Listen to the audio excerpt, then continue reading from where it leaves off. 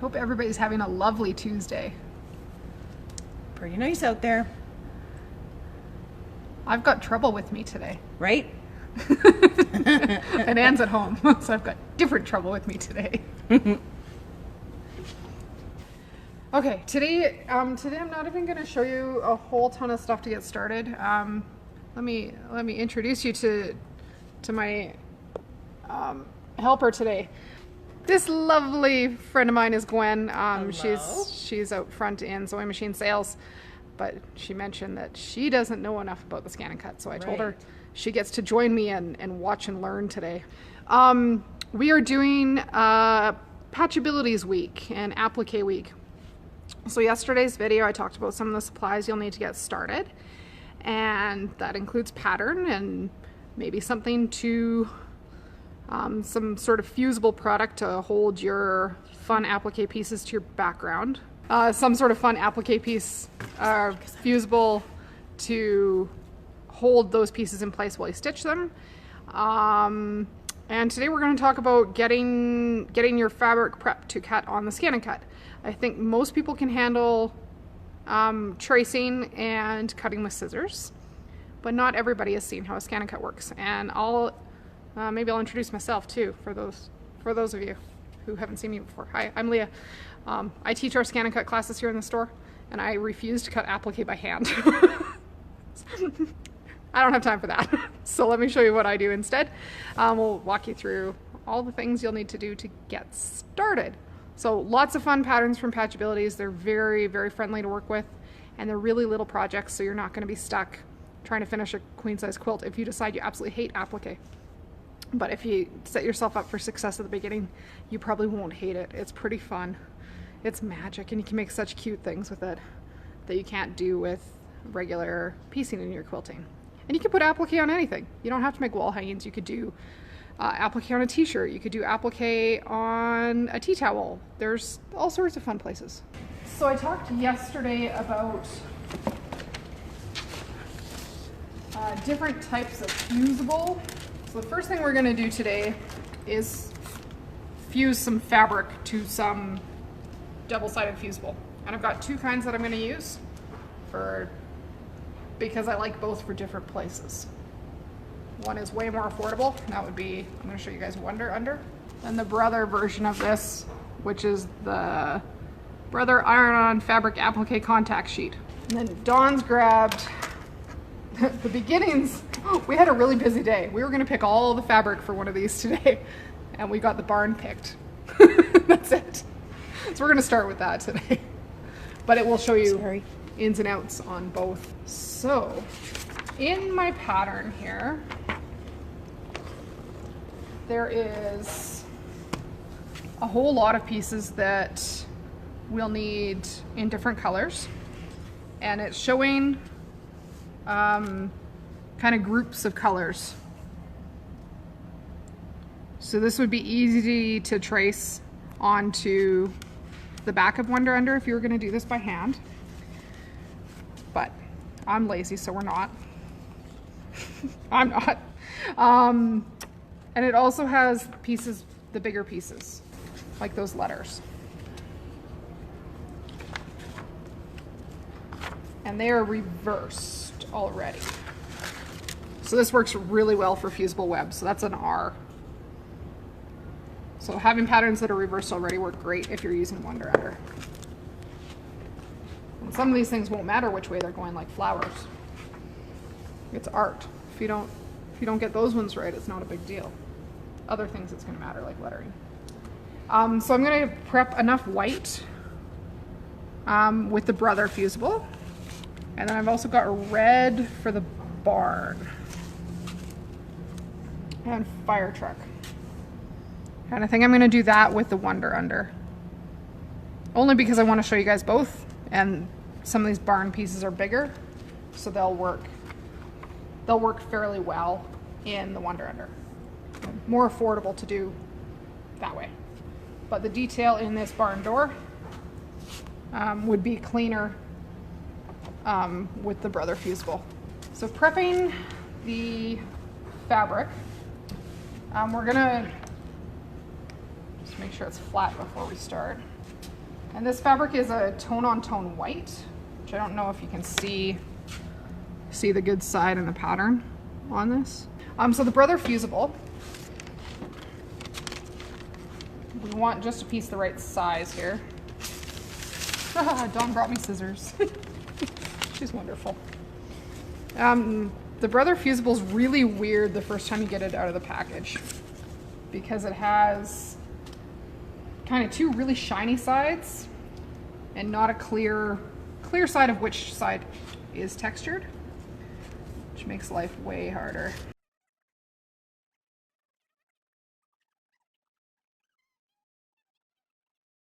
I don't have any idea if you guys will be able to see this on camera, but the Brother Fusible is a paper-backed side, and then like flipping the other side out yesterday, the inner side is a really thin clear glue. So this is the glue side, the clear floppy side. Okay. The instructions on the Brother Fusible say you need a hot iron and 20 seconds. So, like I said yesterday, we need to press this, not iron it. The Brother Fusible, because it takes so long to heat up, it's really important that you do actually count that whole 20 seconds, otherwise it's not going to sink in and fuse properly. So, no ironing, press and count. 1, 1,000, 2, 1,000, 3, 1,000, 4, 1,000, 5, 1,000, 6, 1,000, 7, 1,000, 8, 1,000, 9, 1,000, 10, 1,000, 11, 1,000, 12, 1,000, 13, 14, 15, 16, 17, 18, 19, 20.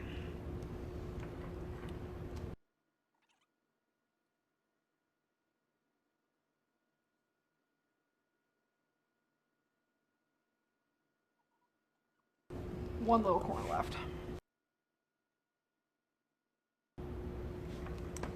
So I'm gonna let that rest for a minute. We probably won't be able to see it on here. Much easier to see the color change that happens with this fusible when it's not white fabric. I was gonna say you can see that it's glossy. Yeah, it's really super shiny. Yeah. So when it's not fused long enough, it's white and milky and bubbly. And then it will lift off as you start to cut, which defeats the whole purpose. Dry iron because paper is involved. Yep. Yep. Okay. So that's our Brother Fusible ready. And I think we'll do some Wonder Under on the red.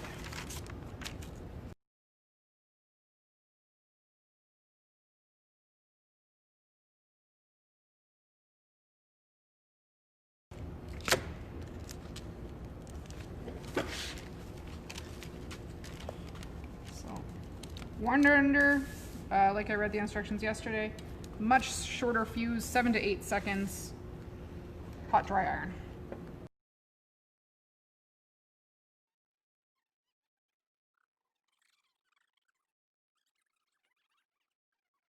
Count carefully. You'll be much happier with your fusibles if you do that. So these two pieces are ready to go.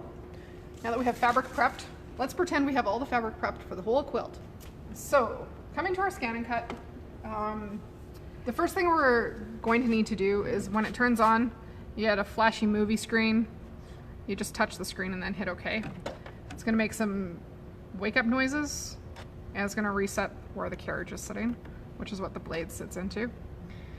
I don't know what I was cutting last, so nope, let's not go back there. Now some of you may have noticed, this is a paper pattern. This is a digital cutter. Leah, how do we make the magic happen? So it doesn't come with the scan and cut, but there's a mat called a scanning mat available for the machines. Depending what type of scan and cut you have, it's really important to get the right style of mat. The newer model that we have here is the SDX 225, and the mats need to say DX on them. The older mats say C, like scan and cut and design and cut, and they don't have that DX. Okay. And the mats are not interchangeable. Right. So you need the right type of mat for your machine. So make a note before you come shopping of what model of scan and cut you have. Number is. All the mats come in 12 by 12 or 12 by 24 size. So if you, all the pieces on these little appliques are really little, and they will fit on 12 by 12. It'll fit in a 12 by 12 area, but every once in a while you do applique with bigger pieces. So it's nice to have the option of going bigger. And the scanning mat isn't sticky at all. So you can actually just put your paper pattern right in. When you get a scanning mat, there's a fancy blue strip at the top. Normally I'm going to tell everybody to take that off because it's the color balance for color scanning. We're going to leave it because I'm sneaking it out of the package. So the first piece I want to cut is I would like to cut these white pieces, so the door and the bellies of the hummingbirds and the top of the silo. So the scanning mat is 2 layers, and you can just put your pattern under that top clear layer, and you don't have to take it apart. You can fold. I've put about 8 layers of folding together to get my pieces to go through, so you don't have to worry about pre-tracing if your pieces are broken out like this, which makes life really easy. Then to load your mat, you're going to line up the front edge of the mat with the arrow along the silver bar and get it as straight as you can. And the mat load button is this one. So that will suck the mat in about 1 inch. Well, it's going to suck it in a little further and then roll back to about 1 inch. That's the magic. So we're going to use the scan feature of the machine first, and then we'll use the cutting feature afterwards. So on this machine, it's under scan. And I don't want to directly cut these right now because that would cut through this mat. So I want to save this to cut data. So scan to cut data is going to take a picture of everything on the mat. And I need that at 2, and it's good. It's going to roll through, take a picture. And what it's going to be looking for here is anything with a closed line. So if there was dashed lines in here, they would pick up really weird. And letters, it'll pick some of that stuff up, but we have ways of getting rid of things you don't want to cut. Because I don't want to cut that word that says hummingbird. I want to just cut the actual shapes I need. So if you're looking at the screen, everything that looks like a bold black line has picked up as a cut line right now. And from what I can tell on these 3 pieces here, for the birds and the white silo top, I only need the outside outline of those shapes. So I'm actually going to save those first using this first processing function. So this takes the image from a raw image file and turns it into a cut file.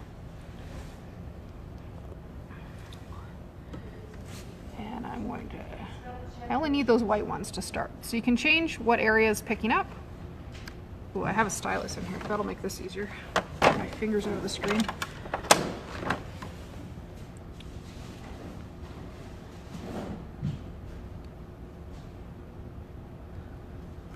So that looks like I have white belly, silo top.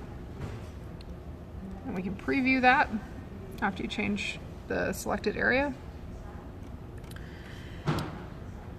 And I think we're probably pretty good. There's a small chance there's anything that's black on screen right now will be a cut line when you get the file opened again. So it looks like it may have picked up a little bit of the text here, but when we get the file open, we should be able to get rid of that. Or we can go ignore object size. Those letters aren't very big, so we can ignore things that are a little bigger. And then that other little black dot disappeared. Ooh, it's picked up weirdness on the G.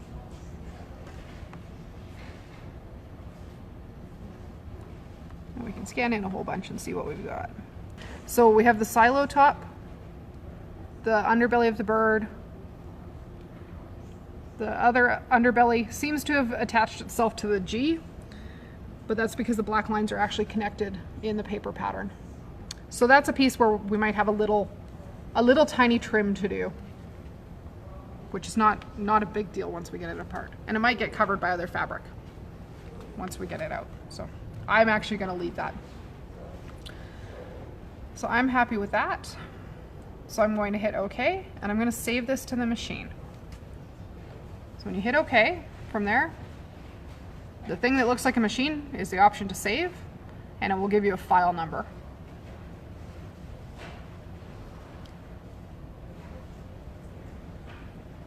So file number 26. And then because I still have this scanned and I need this one other piece, I also need the door. But the door has inside cut lines in it.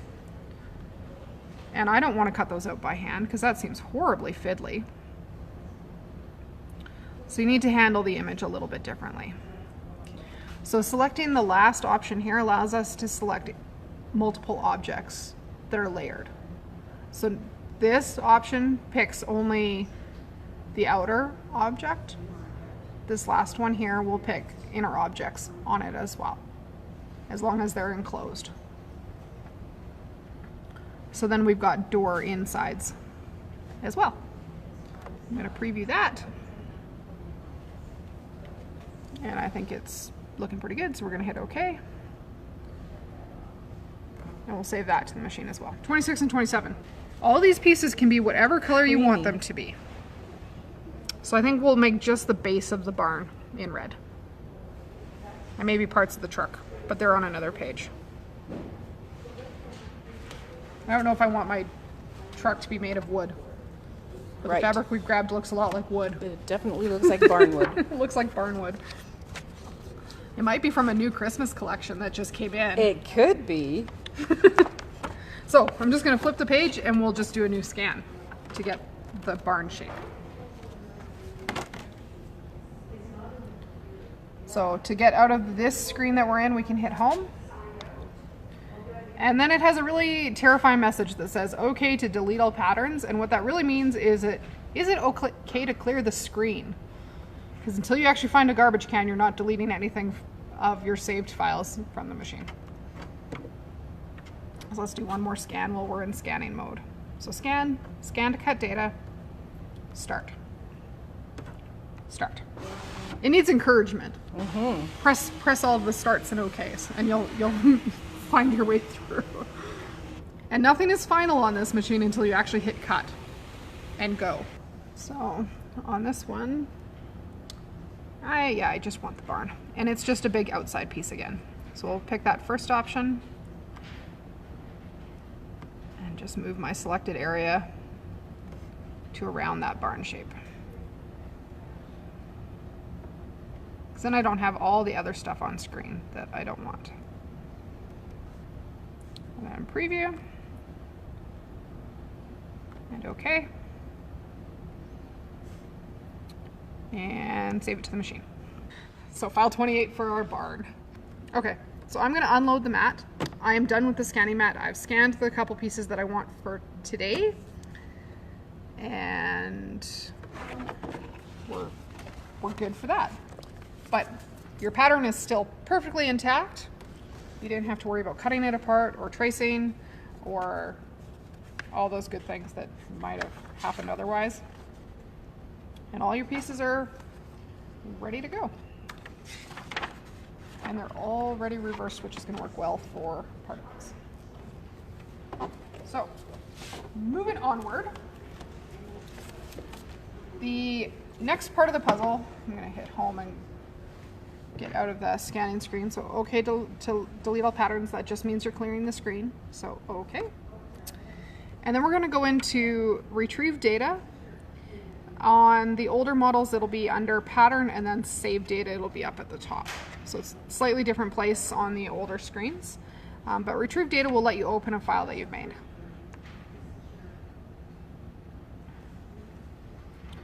And then we can scroll through here till we find Number 26.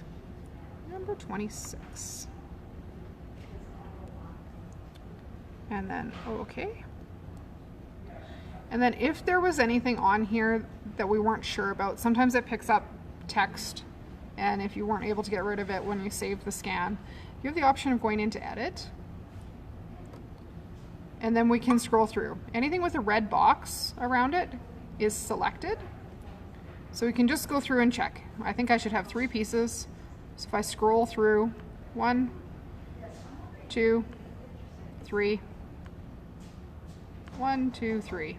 So yeah, there's just 3 pieces there, and unfortunately that one just has a weird little bump on it that I'm not going to be able to get rid of easily. Let me scan it. I'll zoom in. That weird little bump there. Part of the G. Oh well. I know how to scissor that off when I need to. So those ones are ready. And because I like to conserve fabric, and I know I have one other piece I want to cut out of white, I'm actually going to open that one as well at the same time. I'm going to hit OK. Then you have this option to add something in. So I'm going to go to retrieve data where I have the barn door. That's on the machine. And my barn door was file 27. And it's plunked itself right there. So the only thing we need to be aware of here is the way we scanned and saved that barn door, the inner parts of the door are actually individual pieces. So at this point, I could really muck this up by picking one of those pieces up and moving it. So there's an undo button on the newer models. There's not an undo on the older models. Usually your best option at that point is just to reopen the file. But we can group these so that they all move together.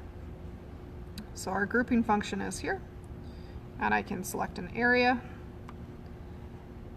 and I would like to group that barn door into one piece.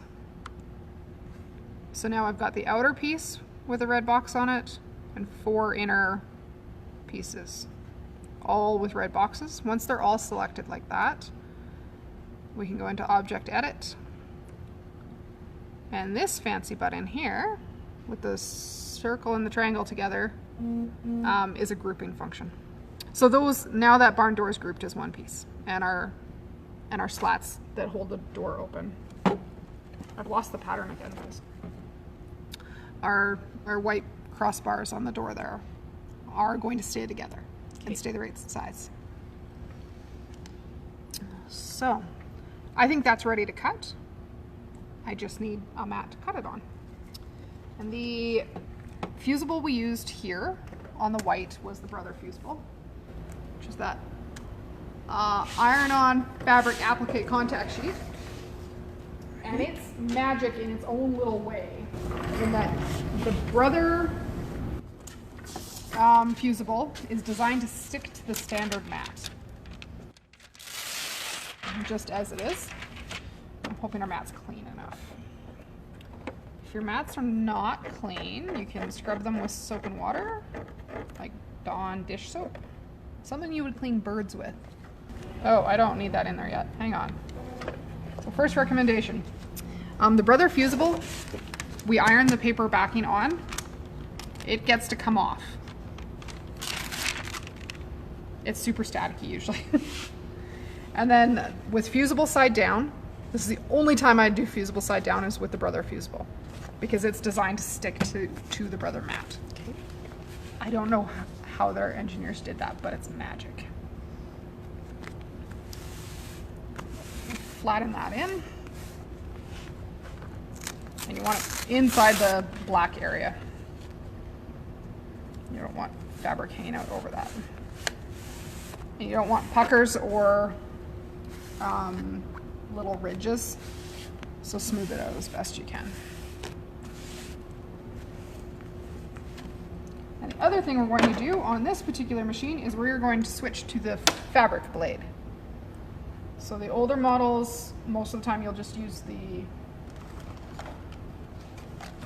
standard blade for everything, well, for fabric. The new one has a special fabric blade, which is the gold topped one. So let me show you how to get the blade holder in and out. So the little arm flaps up and the blade holder comes out.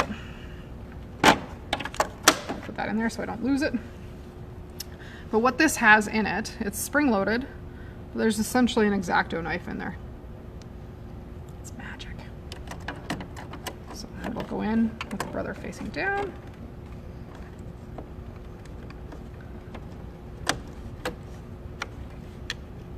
Just like that.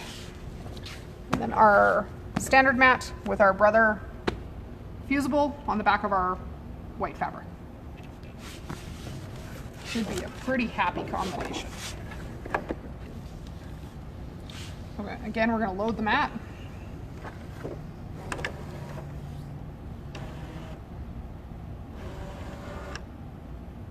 Okay.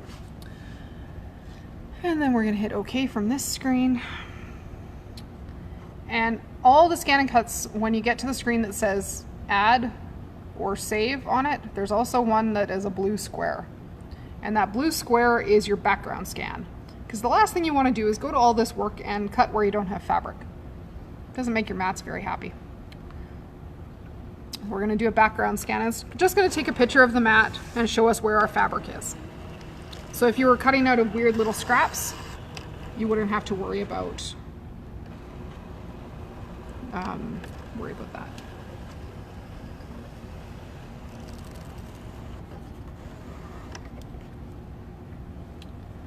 So it's pretty hard to see on this screen with the white fabric, but it'll be easier to see when we scan the red.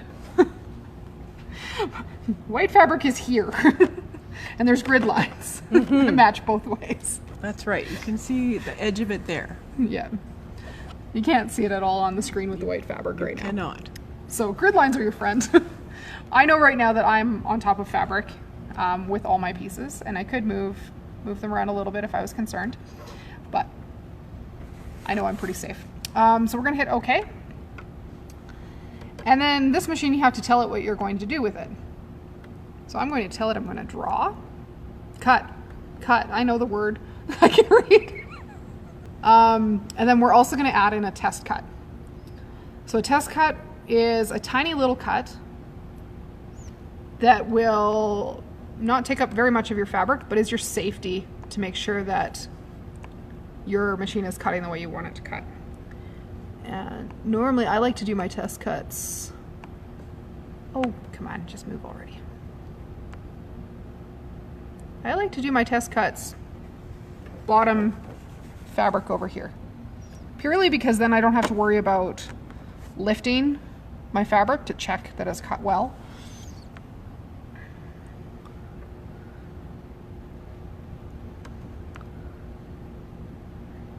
My fabric goes down to 10 inches, so.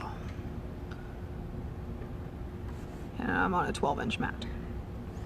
So that'll put that test cut right about here, based on where that is on screen. And hit OK. Now, the nice thing about a test cut, it's always going to do the test cut first and pause. So we're going to hit start. Did you hear that? It cut. I didn't even hear it. This one's really quiet compared to the old ones.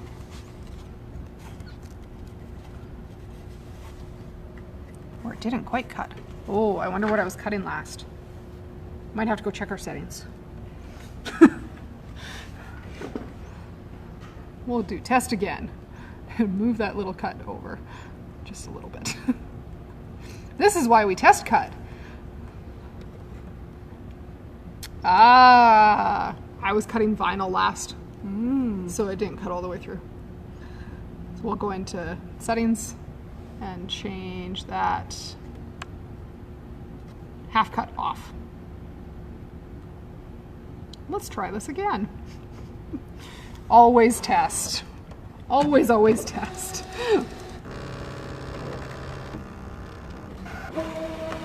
for as long as the test takes, it'll make your life so much happier. So it's measuring how deep the fabric is. Oh, that sounded more hopeful. Ooh, that looks more hopeful.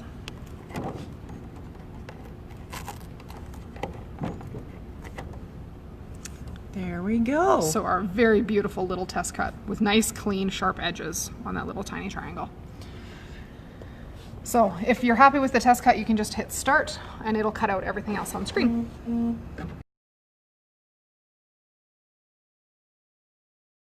There we go. So this is the part where you twiddle your thumbs and get your next piece of fabric ready. I don't usually wander too far away. Voila! So we can unload the mat.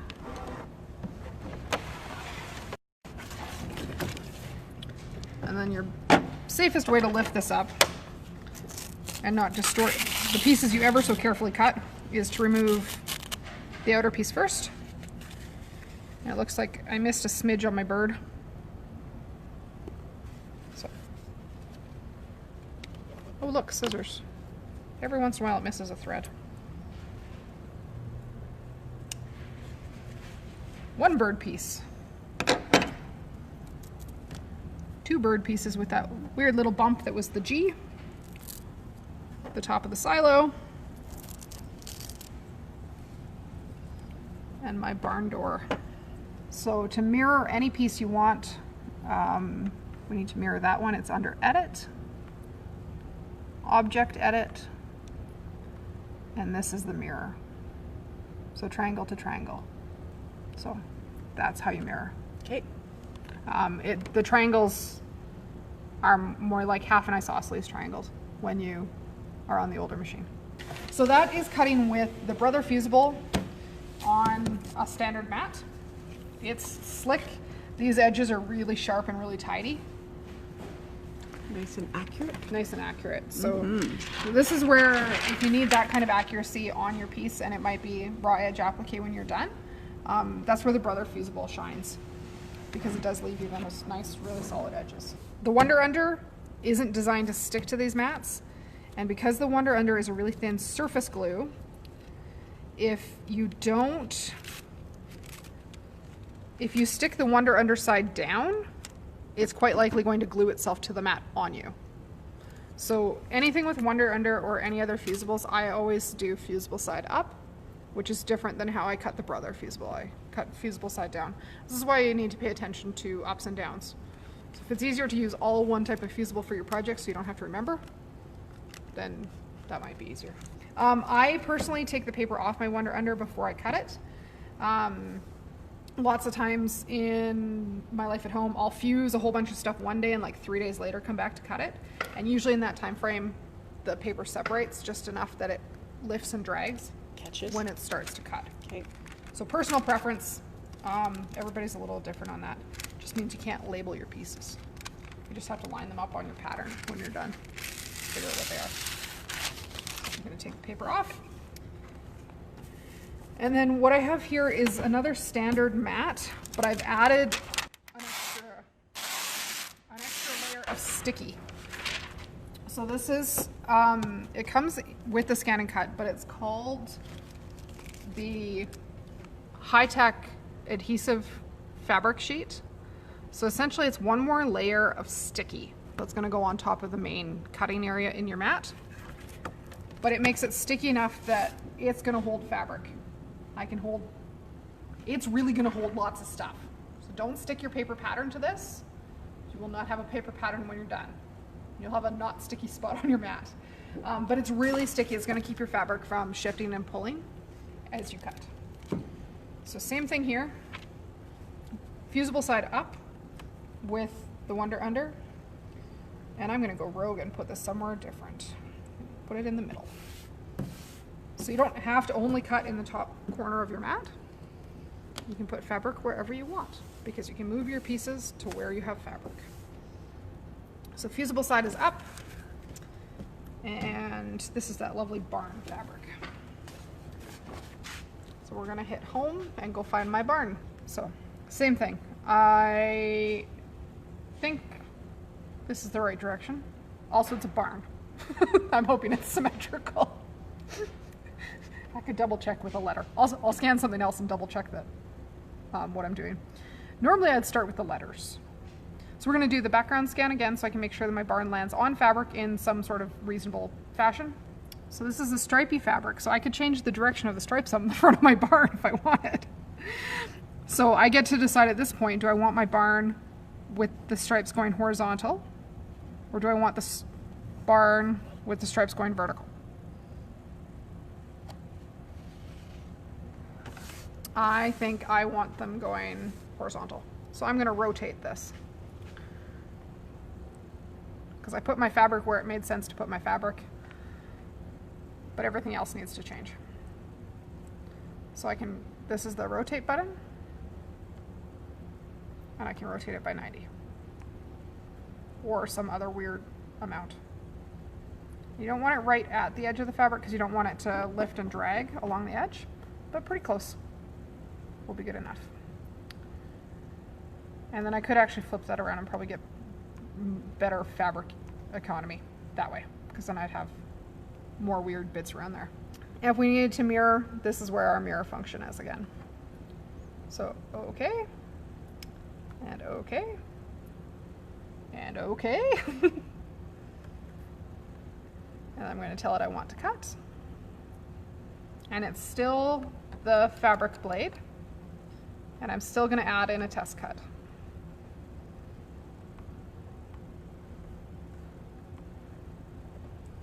I'm going to do my test cut up here this time because I've got lots of fabric down there that I could use, and I don't want to leave holes in it. And you can also change the shape of your test cut. So if you're cutting a whole bunch of round curvy things, a circle is usually a better option. But this has enough straight lines and stuff that's right kind of on the bias of the fabric that a triangle will be a good option. So let's hit start. And if all goes horribly scary while you're doing this, your pause button will stop it for you.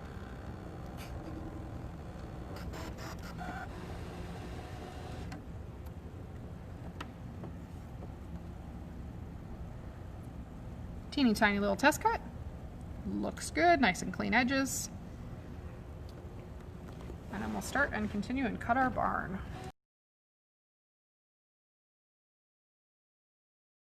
And finish cutting. Wasn't that easy? So again, we'll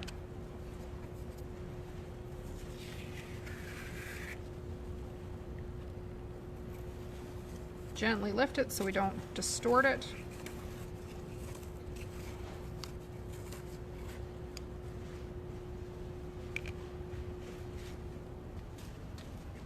And then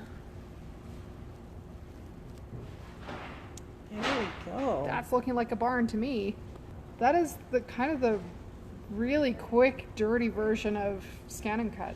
Not dirty. It's really clean cuts, but quick and painless. It's not hard. There is a lot of menus, but again, until you hit start, nothing is final. So that was day 2 of Applique and PatchAbilities and Applique week. Tomorrow, we're going to continue onward and forward and figure out how to layer pieces together.